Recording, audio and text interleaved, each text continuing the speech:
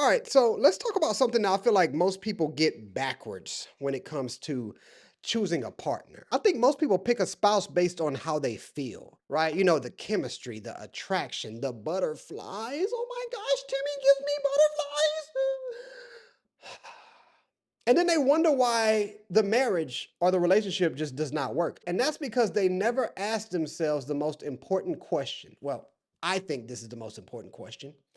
And that question is, does this person fit the life I want to live? So let's talk about it. I'm gonna paint you a scenario. This is what most people do. They meet somebody, the chemistry is insane, they're attractive, the sex is amazing. Oh my God, mind blowing. They feel alive around this person, right?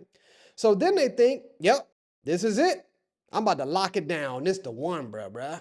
And then they get married. But after the hype of the wedding dies down and the honeymoon, you know, all the fun stuff, reality hits.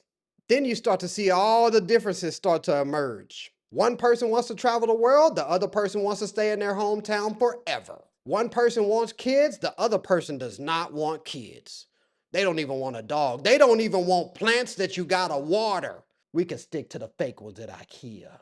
One person is ambitious and wants to build an empire, and the other one is just content with mediocrity. They don't really want to do much. And now they're stuck because they base their whole entire relationship off of feelings and not compatibility. The life you want to live should dictate the partner you choose, okay? If you want to travel the world, you should be with somebody who also wants to travel.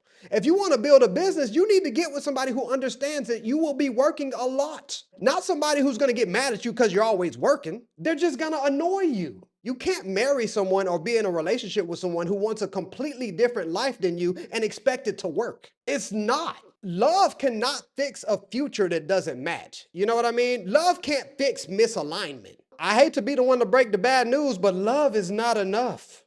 It's really not. This is not a Hallmark movie. So before you commit to somebody, you need to be asking yourself, do we want the same type of lifestyle? Not just do we get along, but do we want the same type of life? That is so important. And I don't know why more people don't ask themselves this. Because if you're not in alignment on the future that y'all want, y'all gonna be fighting for the rest of your life. You can have amazing chemistry with someone who's completely wrong for the life that you want. And the thing about chemistry is you might keep the relationship, but it's gonna slowly destroy you too.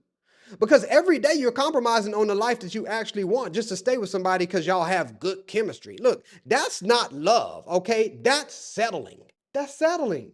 Now, I know people always say relationships are about compromise, Steve. You gotta compromise, make it work.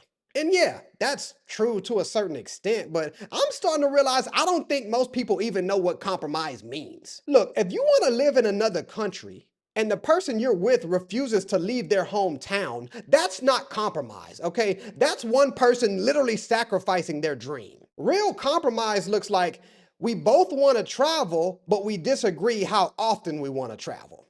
To me, that's real compromise. Not we want completely, totally different lives, but we're going to try to make it work. What?